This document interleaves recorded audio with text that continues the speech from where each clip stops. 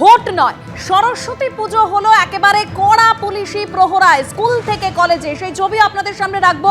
এবার সরাসরি চলে যাব নিউজ রুমে, রয়েছেন আমাদের প্রতিনিধি অতনু হালদার। অতনু, সরস্বতী পুজো বিভিন্ন স্কুল থেকে কলেজে হবে, এটাই স্বাভাবিক, কিন্তু সেই সরস্বতী পুজো হলো অতনু পুলিশি প্রহরায়, আবার কোথাও র্যাফ নামাতে হলো। দেখো, একবারই এবারে সরস্বতী পুজোকে ঘিরে যে চিত্রটা দেখা গেল রাজ্যের বিভিন্ন জায়গায়, সেটা তুমি নন্দীগ্রামে বলো, সেটা হচ্ছে কলকাতায় বলো, কিংবা সেটা যদি তুমি মালদায় বলো, তাহলে পরে এই ছবির সঙ্গে চিরাচরিত যে ছবি তার খুব একটা মিল নেই।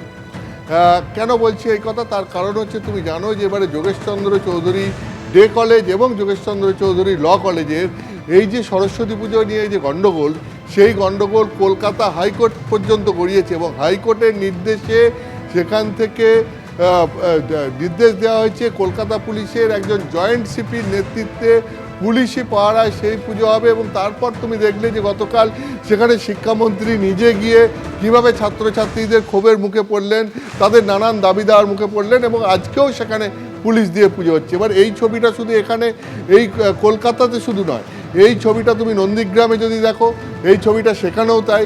এটা যদি তুমি নদিয়াতে দেখো, এটা নদিয়াতেও তাই, এবং আরও বেশ কয়েক জায়গায়। ফলে এইটা দুটো জিনিসকে ইন্ডিকেট করছে।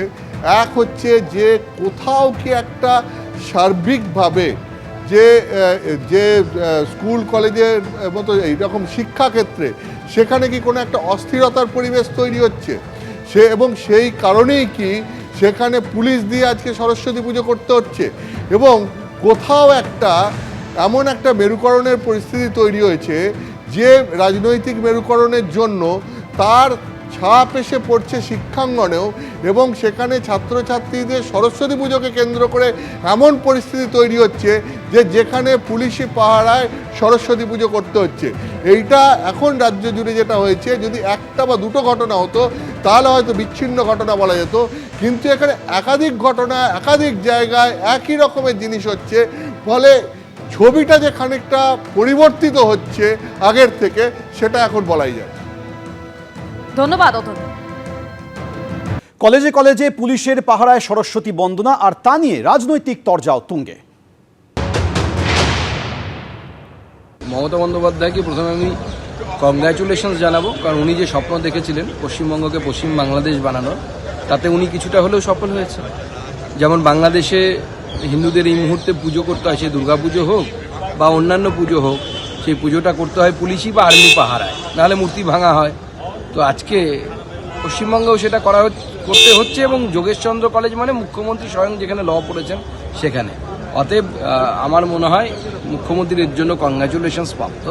এবং বাংলার পরিস্থিতি কোন দিকে যাচ্ছে শুধু ওখানে নয়, নদিয়ার বনগাঁর যে জেলার যে স্কুলের সরস্বতী পুজো নিয়ে ঝামেলা হয়েছিল, যেখানে তৃণমূলের বুথ সভাপতি বলেছিল যে সরস্বতী পুজো করতে দেব না, সেখানেও আজকে র্যাপ নামিয়ে সরস্বতী পুজো করতে হচ্ছে। এটা বাংলার বাস্তবিক চিত্র। বাঙালি, বিশেষ করে আমি কলকাতার যারা ইন্টেলেকচুয়ালস আছে তাদেরকে বলবো, অ্যানালাইসিস করুন, কোনভাবে অ্যানালাইসিস করবেন, মার্ক্সীয় দৃষ্টিভঙ্গিতে অ্যানালাইসিস করে বলুন যে কেন যেখানে হিন্দুর সংখ্যা কমে যায় সেখানে সরস্বতী পুজো হয় না, সেখানে ভারতীয়ত্ব থাকে না, ভারতীয়ত্ব কমে যায়।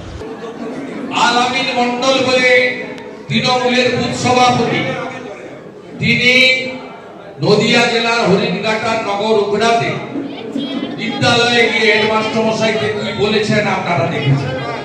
তৃণমূল ছাত্র নেতা সাবির আলী, তিনি কলকাতার কলেজে কি বলেছেন আপনারা দেখেছেন।